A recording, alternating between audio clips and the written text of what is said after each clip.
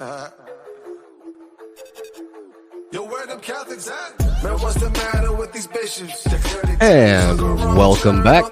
It is another episode of the Catholic Convert Show. And the good news is it's actually Friday. That means today's the last day you have to listen to schmucks like me and Ed. But we're here, and hopefully we're coming in clear, so get used to it. But I'll tell you what, I usually like Fridays. I like weekends because, well, I don't even know why I'm even beginning to say this. I don't have to do anything on any particular day of the week. It's just kind of how I set my schedule up. But weekends are when I don't have to do anything because that's how I set my own schedule up. The pew project at the church is not done, but we've moved on to a phase with just the kneelers, and that requires one old man, one lady, and one child to install, at least 40 of them within 30 minutes. So it's very easy. It's not as labor intensive, and they're nowhere near as heavy as the 27-foot long pews. So that means I don't have to go, and I enjoy that. And then, of course, today was one of those days where if it could break, it did. Or it probably happened in the middle of the night. So, I posted online the other day that I had a chicken in my room that I was nursing back to health. That chicken has subsequently died. Not from its injuries. Its injuries were great. And as of yesterday, she seemed to be on the mend and starting to get a little more mobile. But thank you to tropical storm / tropical depression Debbie for dumping so much rain on my property that a small section, about, I want to call it 2 foot by 2 foot, of the roof over the chicken run collapsed. And guess where it landed? Right on top of that chicken. Cannot make it up. I was aggravated too. Went out there. I was like, oh, let me check on the chicken this morning. And, oh, this is terrible. It was a chicken patty. Yes, it was a chicken patty. That's, oh man, really? You had to go there. Okay. Friday. It's Friday. So bad. But I had to spend my morning finding a solution for the chicken run, checking to make sure the other chickens were okay, and they were. I've still got all the other ones living. And I'm like, all right, this is great. And then I look over and I see that my pool cover is sunken down into the pool, filled up with rainwater. Oh boy. And I'm like, oh, let me go get my pump, because I have a pump that I use to pump out my duck pond whenever I change out the water. It's just like a 75-gallon pond. It's like a koi pond, about you get it Lowe's. But threw the pump in there, and while it's working, the pump stops working. And I take the pump out, I check it out. Okay, it starts working again. I throw it back into the pool.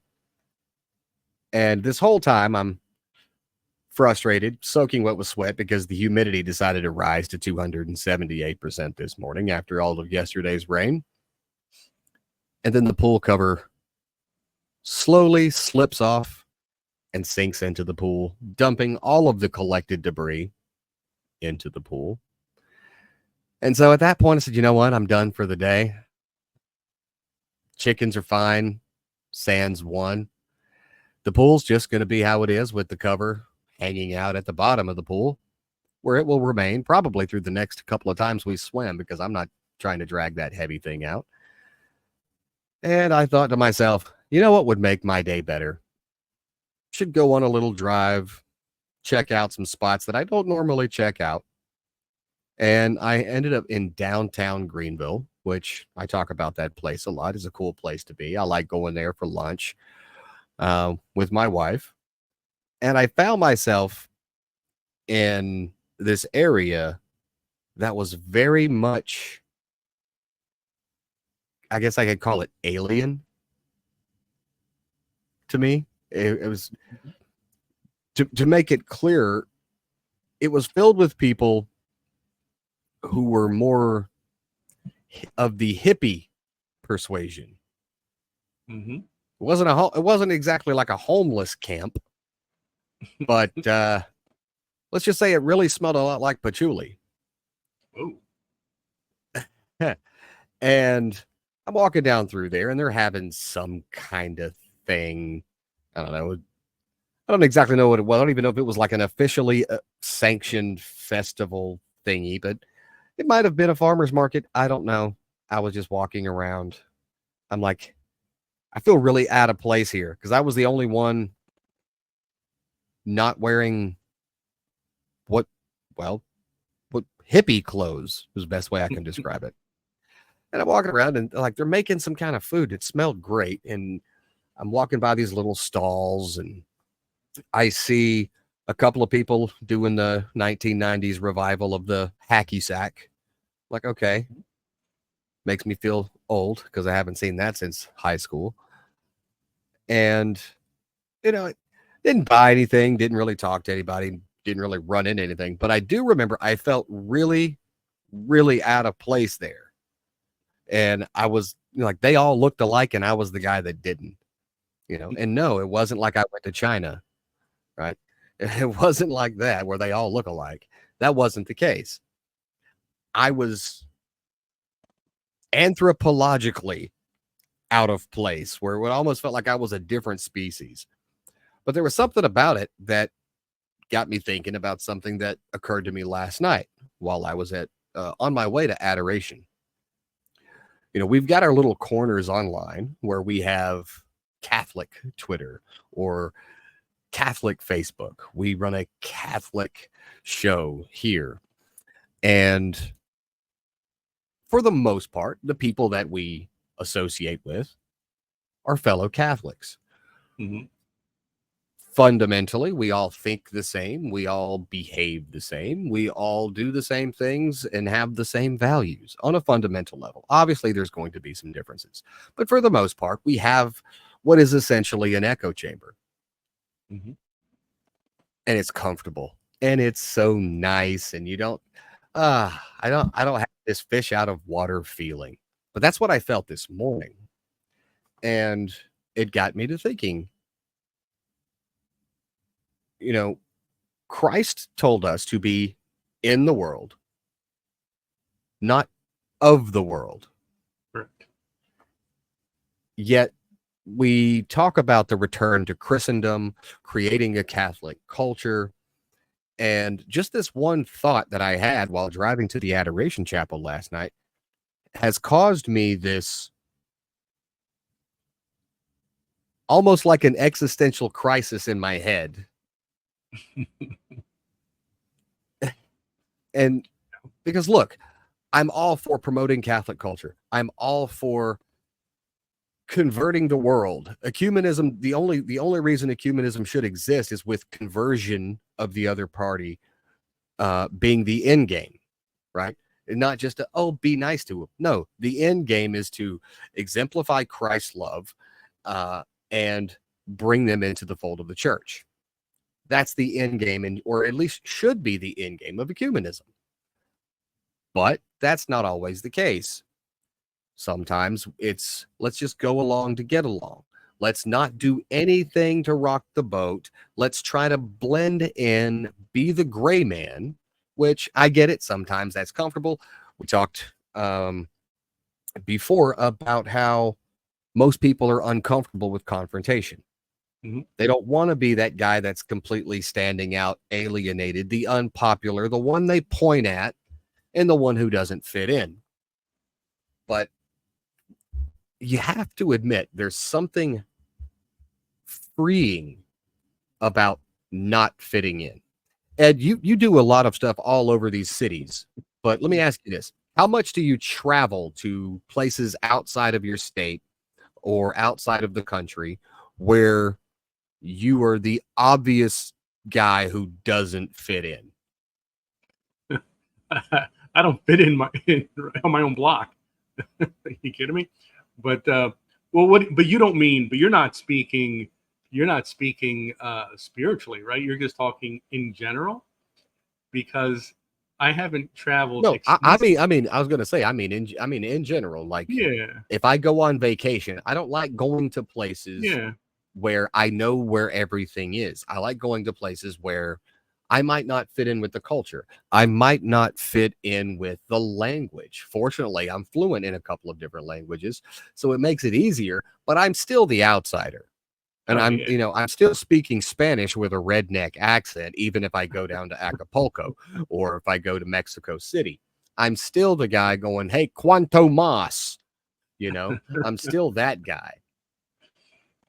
well, because I learned my lesson because on one particular trip to Montreal, I decided when I went into the grocery stores and things like that, I was going to speak French. Well, thinking that I had it under control well enough, but not thinking about, okay, I can take a few moments and put my thoughts together and say in French what I wanted to say, but not thinking about the fact that the person is going to respond to me in their normal speed of speaking, and I'm not going to be able to keep up. So, about two sentences in with one young lady, I had to admit, oh, I don't actually speak French very well. I just know a little bit, and I was trying to, fit in or whatever. So so I learned my lesson. No, it's okay to stand out, right? I have no issue with Right. it. I Well, don't that's mind my people. point. Yeah. That's my point. When you go somewhere and you went to Montreal, or if like I said, I'm going to Mexico City, or if I'm going to Italy, or if I'm going to Greece, there's a pilgrimage coming up with my Mm. church. It's going to go from Greece to Turkey and back to Greece, and it's following in the footsteps of St. Paul. I don't speak Greek. The only thing I know about Greece is My Big Fat Greek Wedding 1 and 2. And I think I saw the third one. I don't know. Oh, boy. I believe I did see the third one. I No believe I bueno. did. All I know is that the dad likes Windex, right? And so if I go over to Greece on this pilgrimage in November, Yeah. it's going to be, hey, I'm taking little bottles of Windex. I'm going to pass them out as international relations measures, Exactly. right? I'm clearly not going to fit in. I don't look Greek. I don't look Mexican or Hispanic if I go down to Mexico. I certainly don't look Italian, and I can't even fake an Italian accent outside of trying to emulate Tony Soprano.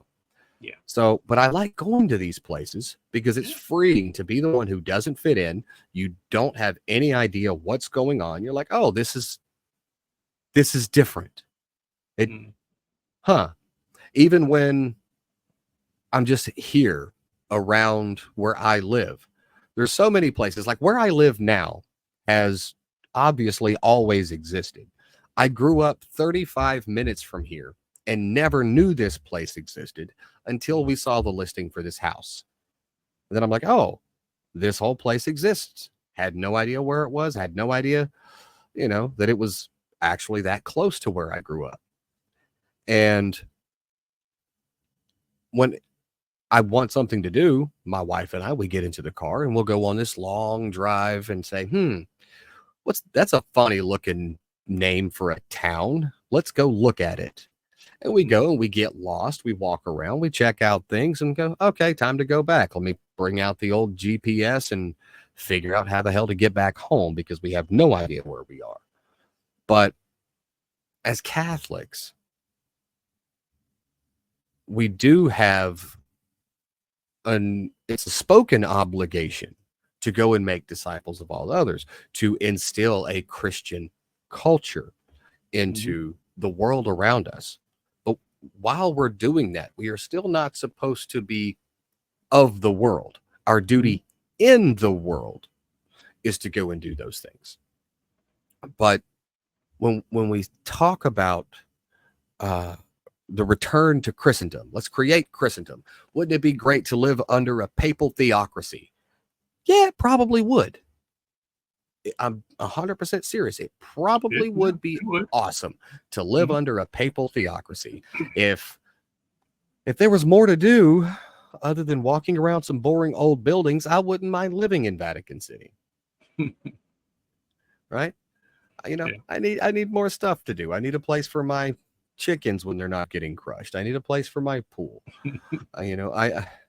I need a place where if I want to walk out into the backyard and pee on a bush, I can. I need that. So can't do that in Vatican City. No, you're right. I understand. But it would be great when you like, have you ever gone to Vatican City? No, I have not. It's on my list. The greatest thing about it is everybody, 100% of the people there that live there are Catholic. Oh, yeah. Right? And there's an obvious Catholic vibe in almost all of Rome. Mm-hmm. Like you can feel it in the air. You can taste it in the water. This is Catholic, right? It's the same as if you walk into the Christian quarter in Old City, Jerusalem. Mm. It's the same thing. It's an actual part of the atmosphere of the place. And it feels amazing when you go somewhere and you're like, these are my people. Mm-hmm. Right? But then you get complacent and you start to put these blinders on that there are other things going on in the world. There are other people out there in the world. There are people who think differently, who look differently, who believe differently, who, if you live in the humid areas, smell differently. And my point is, when we go out into the world, we complain so much about how bad things are and how we feel like we're an island. We feel like we're alone. Man, why couldn't these people just have the same kind of values? Well, then that means there's no point left in being here. Sure. There's no point in, like, what are we going to do? Just sit back? Okay, we've now achieved heaven on earth, and that's not how it's supposed to go. That's not what we're told was going to happen. Yeah. We need to be comfortable with being the ones who don't fit in. We're supposed to not fit in. We're supposed to feel like a fish out of water. As Christians, walking through this secular world, because the world is now, has been, and probably will forever be predominantly secular. Absolutely. Even if they turn around and say, well, the statistics are 2 billion people are Catholic. Then we've got like 500 million Protestants. And then we've got this many millions or billions or whatever of Muslims. That's not what I'm talking about. The overall culture is secular. Mm-hmm. Right? So as Catholics, when we walk through this world, when we walk down the streets, when we go to the stores in our towns, when we go to the movies, we are supposed to be the ones that don't fit in, which is completely antithetical to everything we've ever tried to do in our lives, all the way back to, grade school, middle school, high school.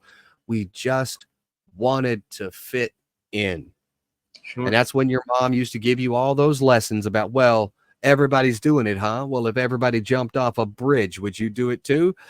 15-year-old me is like, probably, because at least I'd be part of the cool crowd. That's right. Right? Like, yeah, Mom, you're not, you're not making a great argument here. Of course I would, because then I'm still going to be, if I don't, I'm going to be the dork who doesn't fit in. Oh, you didn't jump off the bridge with the rest of us? Yeah, I know, I suck. That's pretty much how it would be. Mm-hmm. And so we create these bubbles and we create these circles online, and then we get aggravated. I do, you do, when we see people who just, they're complete atheists, or they're complete anti-Catholics. I'm not even going to say they're Protestants, because Protestants and anti-Catholics are two very distinct groups of people. Sure. Protestants as a whole are a great group of people. You have the outliers, which are they just happen to be more vocal, that their faith isn't Christianity. Their faith is anti-Catholicism. And so I'm excluding them from my description as a great group of people. Mm-hmm. But we get aggravated when we see these people, and we want to make them just like us.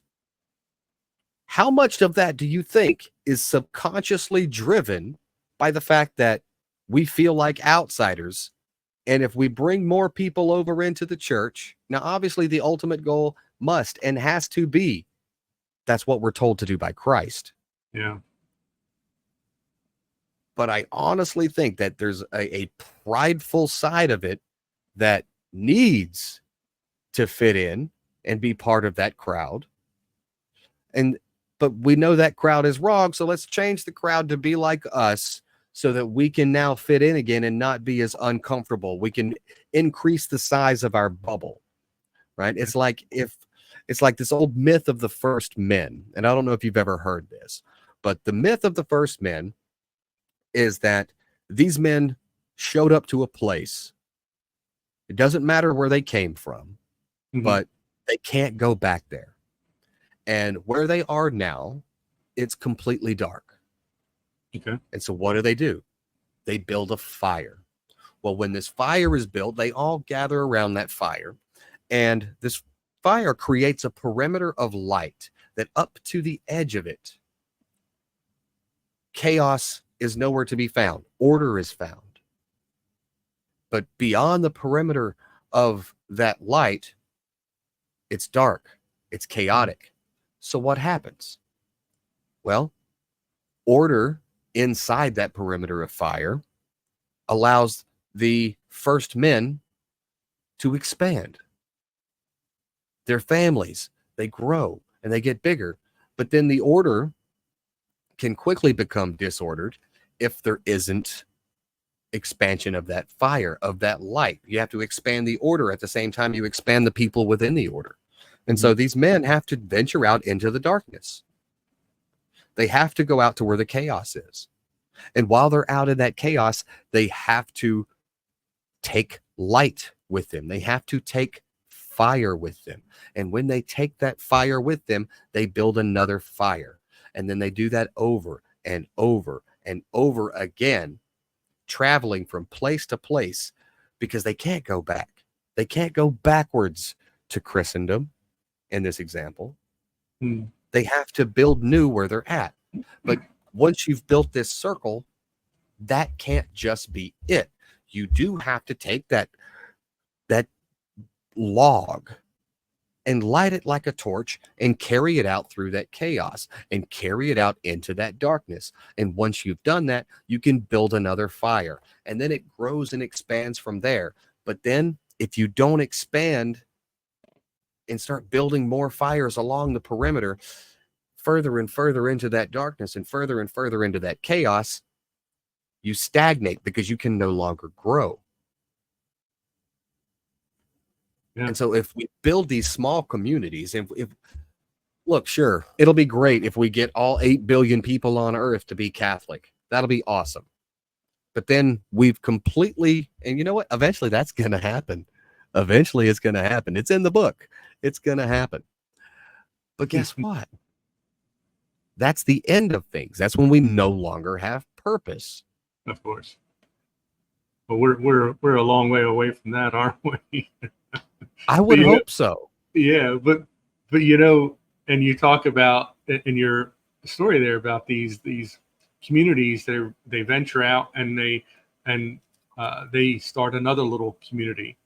And I mean, it reminds me of like Catholic parishes, and you know, you form another parish, and it's a little community, or at least it should be, but you don't just. This is the problem. You don't just put a wall around it or a fence around that parish, and everybody sneaks in for Sunday service and it sneaks out afterwards. You know, you've got to expand the reach of that church and of that parish, and you do that by being welcoming and inviting people in. It's kind of like one of the things that I used to do quite a bit at one of the churches is to have these Christian music concerts, which is not a very big Catholic thing to do. But I would go to every denominational church within 45 minutes to an hour away from us, and I would leave flyers there, and I would, if they had an office and there were people in the office, I would knock on the door and go in and chat with them for a while and say, hey, listen, I got this I got these great musicians coming in. I think you may have heard of some of them.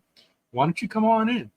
And now I've got all these Presbyterians and Methodists and non-denominationals and Calvinists and this, that, and the other person sitting in my Catholic church listening to this Christian music. And then afterwards, for the little get together, having some cheese and crackers and drinks and things like that, and talking to the musicians, but also talking to some of the parishioners from my church. And okay, I'm not going to say that anyone was converted through all this, but there was a dialogue that was opened up, and there was this. Well, when you're talking about Christian parishes, yeah, you're talking about these parishes. Think of it this way: let's say my parish, right smack dab in the middle of Taylor, South Carolina. We've got a full packed house. Yeah. Luckily, there are 15, 20 other parishes, all within, I would say, a 25 to 35 mile radius. What do we do if every single one of these parishes gets filled to capacity, where every single Sunday there's nothing but standing room, and it continues to grow to where there's just people standing outside? Yeah. What do we do? The dumb thing, dumb thing to do would be to just say, hey, well, we'll put some speakers outside and, do it that way. The smart thing to do is, well, we need to start figuring out a location to build another parish, because we're continuously growing. My parish is a product of that very thing. This is why we had so many parishes in the American Northeast. When you look at Baltimore, when you look at Boston, if you look at Philadelphia, if you look at Maryland, all these places that are predominantly Catholic historically in America, the traditional American Catholic cultures and vibes and neighborhoods, the reason there are so many parishes there is because they continued to grow. Yeah. And yeah, sure, some of it was people who were Catholic living in the middle of Nowheresville, Kansas, decided to move out to these, Catholic areas. Sure. But the majority of it, Catholic people love having kids, and those kids get older, and then those kids have kids. And so you have this nearly exponential growth of a Catholic population. Well, when you run out of room, you got to put them somewhere. So they would build another parish, and then they would do that. Then that parish would fill up, and then they would, we're out of room again. They build another parish, and that process repeated over and over again. And that's why you end up with so many parishes in the American Northeast, all up and down the Eastern Seaboard. My parish, like I said, is a product of that. When it was actually called the Greenville Taylor's Experiment, is what they called it. And, well, we've got a whole lot of Catholics down here. Let's see if we can find a new place to put them, because St. Mary's and St. Rafka's and all these other places were just full. So what did we do? Now, this was even before I was born, but what do? They ended up using a Methodist church. Hey, can we use your church when y'all are done with it? And they were using the gym. They were using the main sanctuary area. And guess what? The diocese said, yeah, it's full. And more people just keep on rolling in. Let's build another parish. And so they did. But then that building got too small, which that's the one I've described previously as the 1970s spaceship looking thing. And so they had to build an even bigger one 80 feet away from it and decide we're going to keep the small building, use it for offices, whatever. We actually still hold mass in there sometimes and wedding receptions when we've got like dual booking. If there's a funeral going on, we'll do the funeral over here while they still got mass over here, or there's a particular funeral mass here with something else going on over here. It's great to be able to use both of those. But the point is, they kept growing, and so they kept having to expand. Mhm. when you end up with nothing but Catholics in one cramped little space, and you never venture out, and you never go and build a new parish, it becomes disordered because of the positive growth. That positive feature becomes a negative. And the only way to mitigate that or avoid it completely is to be that fish out of water. Because when we have these small little tight-knit bubble communities that we're so fond of living in, it's like your gated HOAs. It's safe. My kids can ride the bikes and I don't have to worry about anybody getting them because we all know each other. And okay, that's great. But then the entire world around that gated community is going to hell. Yeah. And so it stops being a sanctuary. It stops being a sanctum and it becomes a prison. And you've what? You've become of the world as you were told not to be, because you created a world that is idyllic to you. And you don't want to expand beyond that because that means you're going to not fit in again. You means you're going to venture down these dark alleys and you're going to go into the darkness over here where there's no light except for the one you bring. And it's not as bright as it is where I was. Mhm. Yeah. That's the whole point. Why do you think Christ sent the disciples 2 by 2 to go into all the different towns and spread the good news? Yeah, no, I mean, I give talks about a variety of faith-based issues, um, and I've honestly given more talks at non-Catholic churches than Catholic churches, and um, obviously, none of those churches are inviting me in to talk about the Rosary or the Book of James or anything like that. They're asking me about my work with the homeless and things like that. However, when I'm around there afterwards for the meet and greet, and people start asking me about my faith and about my church and about my belief system and things like that, that conversation, I'm going to be very open and honest about it. And it's going to be very Catholic responses that they get. So I think that's a good way to do it is I go out into what you may term enemy territory. I don't, but some might feel that it's that. No, that's a good description. It's a good description. Well, let's call it, how about instead of enemy territory, let's call it potentially hostile territory. Potentially hostile, potentially antagonistic, but my purpose for going there initially, or my reason for attending, is because they asked me to speak about something that is it's faith related, but it's not going to cause any issues between anyone that's in the room. It's very generic Christian sort of topics. But then, like I say, if they're going to start asking me about, well, where do you go? What church are you a member of? And they find a lot of times people are taken aback when they realize that they just spent the last 45 minutes listening to a Catholic speak to them. And they agreed with what he said, like, holy crap. They agreed what I said, which is very confusing to them. But then they realize, okay, you know what?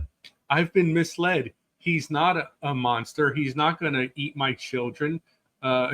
He's not going to do all these crazy things. Unless they get on his lawn. Well, I mean, the lawn's a whole That's different the old thing. guy. That's the old guy thing. That's the old guy in me. It's not the Catholic in me. But, and then they're like, wow, and I just had a really nice 20-minute conversation with this guy. Maybe I've been told some fibs about the Catholic Church, And so I'm not saying that I've converted anybody or whatever, anything like that, but I've got the dialogue going and I've got them thinking about it and realizing that there's a heck of a lot of truth within the Catholic Church. And maybe what they saw on YouTube isn't 100% accurate. And so, but then again, I mean, I will say that I know of at least 2 people that I'm not going to say it's completely because of contact with me, but partially because of contact with me, that are investigating the Catholic Church and considering the Catholic Church. So there is merit to it.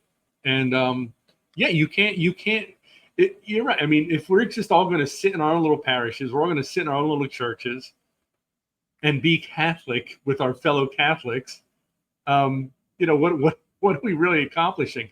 It reminds me of when I have my CCD classes, and I know it's tough being a 13-year-old in today's world. It's always been tough to be a 13-year-old, and I teach them these various lessons about behaving in a Christian manner, behaving in a Catholic manner, and I tell them, listen, when you go to school, and you're in a cafeteria, and the cool kids, they're throwing expletives around here and there. They're throwing spitballs at the uncool kids. There's all this. There's kids that are cheating on tests and things like that. So you can go along with that. But what Christ is asking you to do is to say, no, I'm not going to go along with that. If you're picking on a kid because he's wearing Sears Toughskins instead of, whatever the cool jean would be today, that's wrong. And and I'm going to say something about it. If you're cheating and you're going to, recommend that I cheat as well, no, I'm not going to do that. And I'll tell you why. I'm going to tell you because it's wrong. And I tell them, you can be that little light. You can be that little torch that you're talking about in that cafeteria, in that classroom, in your neighborhood with the other kids and stuff like that. And maybe it's not, you're worried about it because you're 13 and you're going to get ostracized. And they're going to say, man, that kid that goes to CCD is a real weirdo. But you know what? In the long run, it's going to pay off. And that's what I have difficulty explaining to them because, they're just worried about getting home and playing on the Xbox or whatever.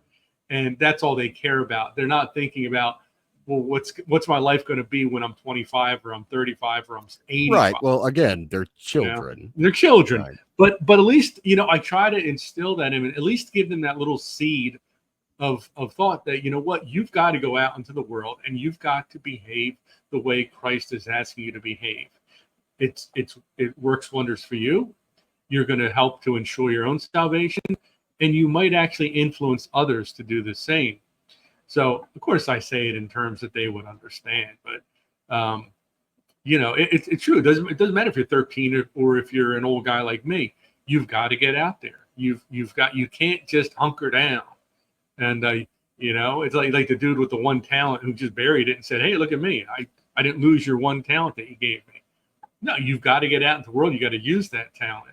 You've got to make something of it. You've got to produce some fruit. Yeah. There's this huge trend of isolationism that it's so easy to find attractive. Yeah. Right. And I've thought about it too. I'm like, God, man, there's a Benedictine monastery and down in this place called Monk's Corner on the coast here. And I could go and live there for a month and just be completely isolated and away. I could live there for a year. My wife and children probably would not appreciate that. They probably wouldn't appreciate the month. They would. A week might be the most. No, because I'm the only one with the keys to the car. Okay. Yeah. So if I'm going down there for a week, they're stuck here and cabin fever sets in, and then it's Lord of the Flies. Uh-huh. And I've already picked my Latino wife to be the clear winner in this. But it's so attractive, right? Yeah. To get, wouldn't it be great if I didn't have to deal with hearing all these ridiculous heretics and Calvinists, same thing. Yeah. All over the place, all the time. Yeah, it would. Yeah. But then what's the point? What else are you here for? And obviously, you don't want to, well, I don't want to say this, like with the 13-year-old, in the example you were giving, you don't want to not fit in. The worst thing you can do, I mean, it's almost like when I was in basic training, like the worst thing you can do from the perspective of a guy in basic training is to stand out. Yeah. Brother, you want to blend in. If the drill sergeant knows you by name, you are screwed. Okay? That's just how it works. And it's kind of the same thing with, what we see in these cliques for the, teenagers in high school, even with people at jobs, right? You don't want to be that one guy sitting over there that nobody talks to when class is over for lunch or whatever, and you're like, I don't have any friends, and then you got the bored jerks that come over there to pick on you. Yeah, it happens, right? You've got bullies, and you still have this feeling of you want to be accepted. Yeah. Right. Well, obviously there's a place where everyone is accepted, right? Cheers. That's the Catholic Church. Oh. No, that's just where everybody knows your name. They didn't Okay. accept all of them. Right? Right? I mixed that one up. Yeah. Right. But the fear of that people have when, oh man, I don't belong here. I don't fit in. And it's this fear. It's almost like torture to them. And one thing that I always try to bring back into my mind when I think about that is the kind of criticism that I got when my wife and I decided to homeschool our children. Mm-hmm. They're not going to fit in with society. I'm like, oh, thank God. Exactly. That's the point. Thank God. It means I'm on the right track. Yeah. I don't want them fitting in with society, but I understand the fear, and I understand the pain, and I understand the pressure of being that one that doesn't fit in, that doesn't have the big popular friend group who's got the cheerleader on each arm. It's the dream of every high school boy, right? Mm. And you don't get that when you're the guy who goes, no, I'm not doing this. This is stupid. This is wrong. This is immoral. You don't get those things, and you stand out. Mm-hmm. Just like you're sitting there giving all these talks on your work with the homeless and all this other, and they're like, oh, well, what church do you go to? And you go, oh, I'm Catholic and I go to this parish. And they're like, he's an alien. Immediately, they had no idea. But as soon as you release that one little tidbit of information that you're Catholic, you're the outsider. And that's the way it's supposed to be. Wouldn't it be great if they went, oh, cool, maybe I'll come check out your parish? That'd be awesome. But that's not what happens. They don't do that. But for some people, it's way too comfortable in these little isolated bubbles that we create, and they don't want to go out there. And so it's a fear, but you have to understand that the fear of being an outsider is nothing to people who have loved a crucified God. Yeah. That fear was offered by the Son to the Father to set humanity free of that fear. You're supposed to be fully, truly, and radically human, as in you are in this world. You cannot cut yourself off from it. You cannot hide from it. You cannot try to put up your little gates and your fences and your high bushes to be isolated from it. You're supposed to be in it, and you're supposed to be an outsider. Mm-hmm. And that is my rant for the day. Wow. That was a good one. I thought so. But you can, I know when people are going to say you're nuts, but you can still be kind of cool and be Catholic in the world, because, it's not a matter of, because if you're going out there and you're beating people over the head with the Bible, you're not going to appear very cool. But if you're also going to appear weak if you're using that really thin King James version, because it's not as thick as the real one. Exactly.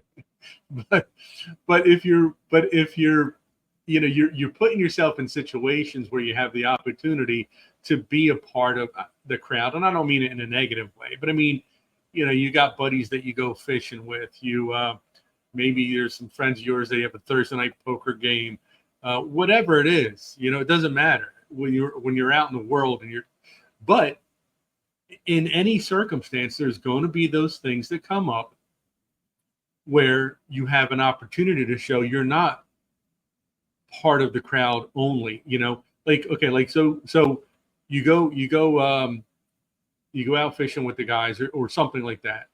And you have a phenomenal time and everyone thinks you're great. You have great conversation and stuff. And then on the drive back, someone says, hey, there's a strip club right up the road. Why don't we stop in? Okay, here's your opportunity. You say, nah, you guys go if you want to go, but that's not appropriate. That's It's not kind of behavior I want to be involved with. So I'll catch you guys next time. You know, I've been in situations like that, not necessarily with a strip club, but where, I've already established the fact that I'm a pretty good guy. I'm fun to be with, all this other kind of stuff. And so they're like, oh, okay, you don't want to go? Well, great. We'll catch you at next week's poker game or whatever, or we'll see you at the ball game or something, because you can do both, you can. Oh, 100%. You can be in the world, yeah, but of the world, made up of all of the indulgences and sins and temptations and debauchery and depravity that makes up the world. You're not supposed to be of that. You can still exist in it. I mean, I don't know what it is, but people seem to think that the only friends I have are Catholics. No, I got friends. I have no idea what they are. Same. I've got friends that if they tried to explain to me what they were, I still wouldn't know how to categorize it. Exactly.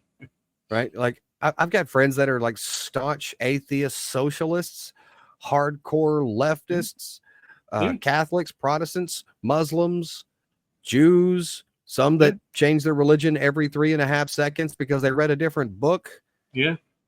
Cool. We could all still hang out, smoke cigars, grill meat, have a bonfire, shoot guns, go hunting, go fishing, go hiking, go to the, Top Golf, whatever. Yeah. And if out of the 60 or 70 dudes that are there, turn around and 50 of them go, I guess we're going to do a couple of bumps of cocaine. No, thanks. I'm not Marcus Jordan. I saw that picture of Michael Jordan's pic in Paris. But I mean, you can go and be friends with people. You can be normal. You don't have to be a Looney Tune. You can't just isolate yourself to only Catholics can be my friends. Gosh, Adam, who's the godfather of my children, got chastised so hard by this one lady on Twitter because he was friends with me while I was a self-professed pagan. Yeah.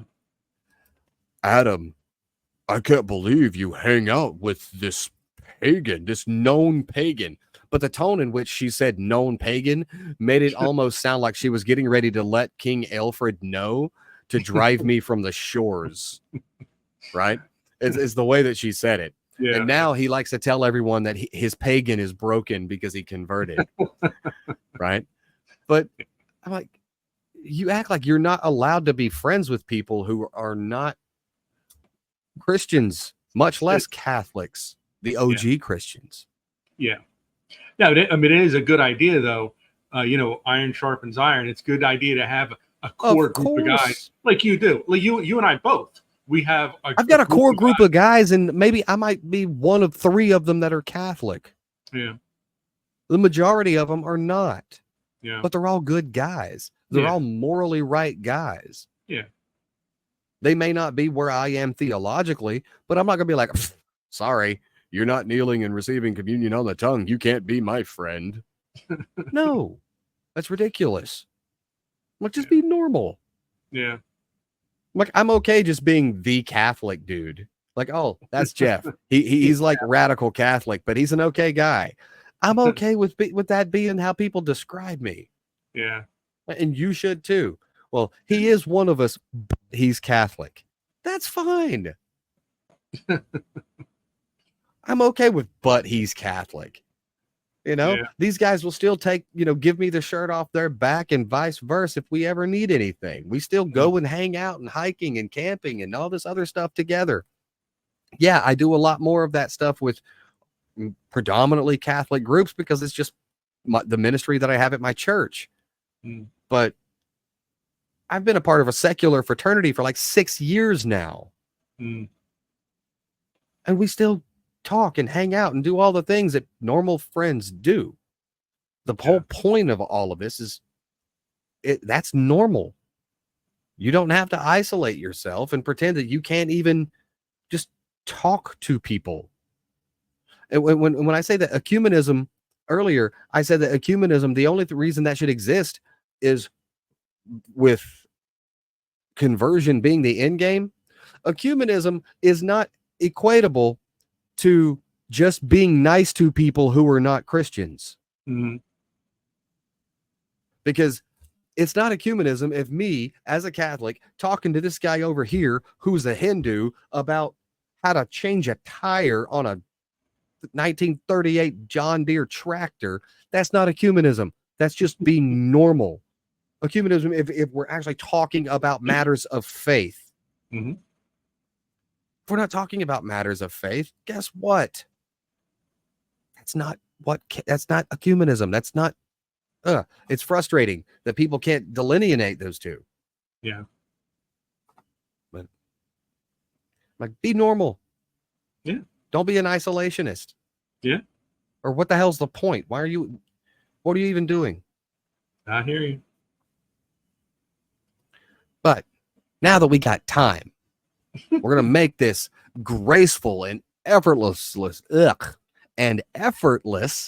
segue into what did old man Ed bring out of his creepy basement? Well, it's not going to be quite that smooth of a transition or a segue because I knocked something over. I got to pick it up. Oh, great. But see, we're back and everything's cool. Everything's good. Sure.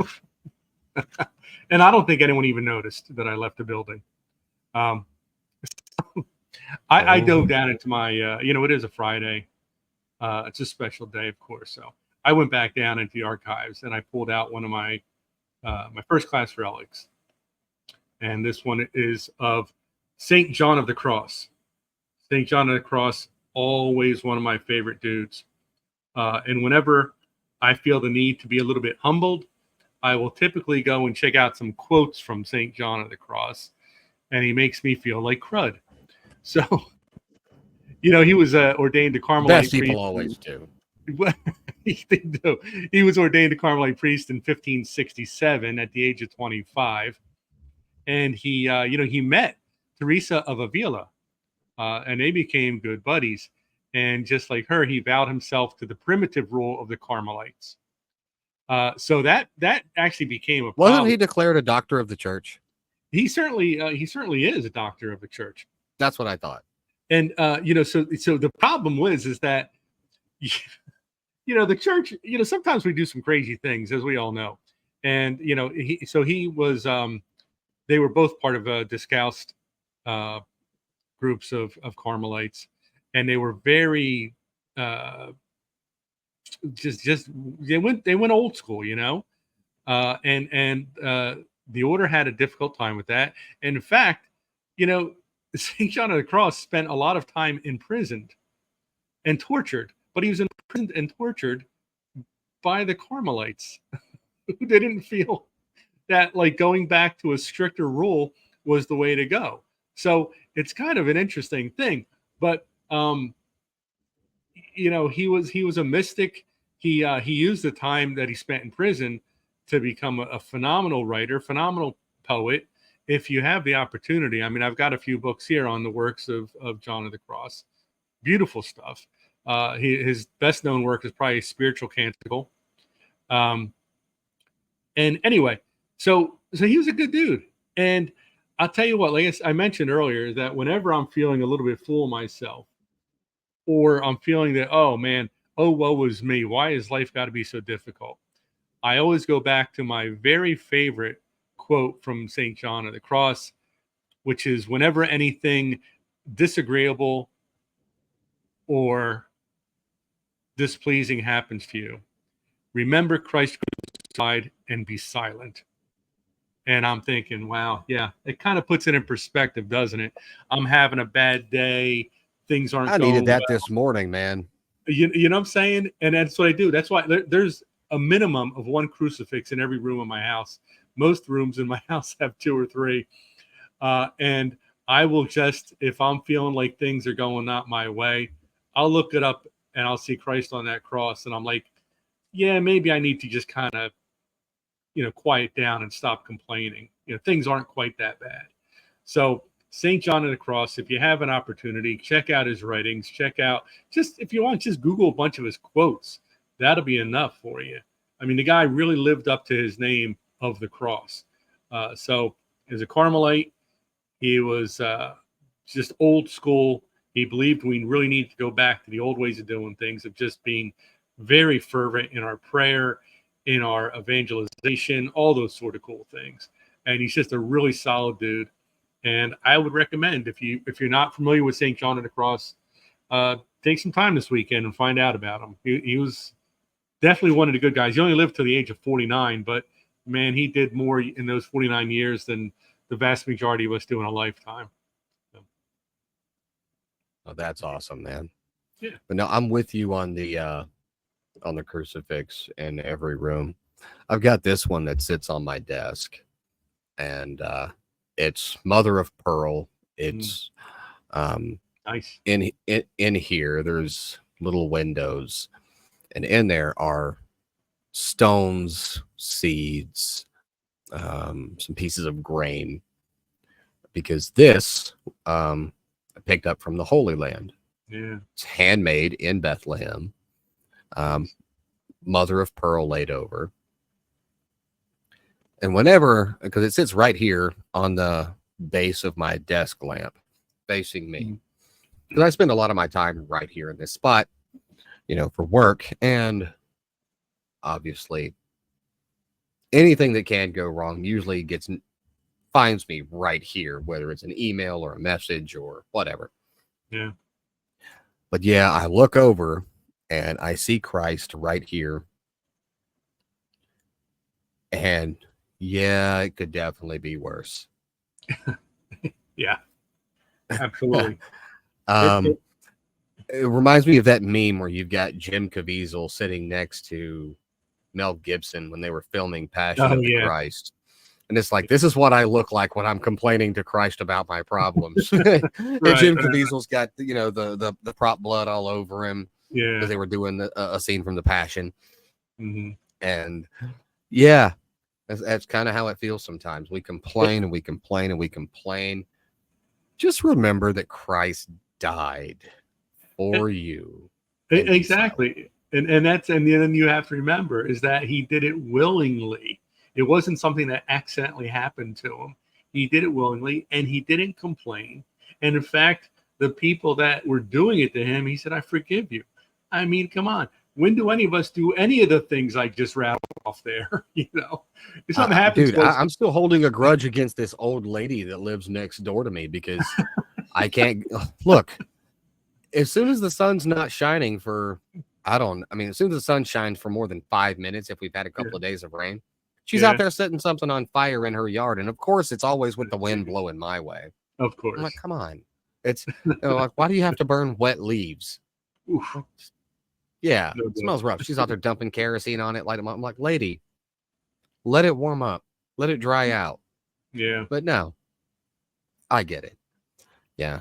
Yeah. We are so far from ever being Christ-like.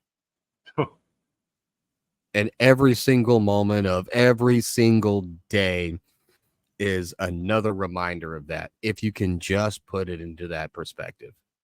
Absolutely. We look at it and we go like, I'll use the example I always use is road rage. I hope that guy driving because he cut me off, I hope he forgets how to read. Oh, there you go. Like a lady, I hope you set your entire yard on fire. And that way it won't burn anymore. No, it won't. Right. And then I'm like, come on, Jeff. It's so hard, and it's so hard to even begin to live up to Christ's example, but that doesn't mean we stop trying. But it's definitely it's ultimately the reminder we need. Yeah. We're not going to become Christ, but we certainly need to try. We have to put in the effort. Yeah. And remember, if you're struggling, he struggled more and he did it for you. But we got 18 seconds before we're out of airtime. So thanks for watching, listening, subscribing, and shoving all of this in your anti-Catholic friends' faces. God bless everybody.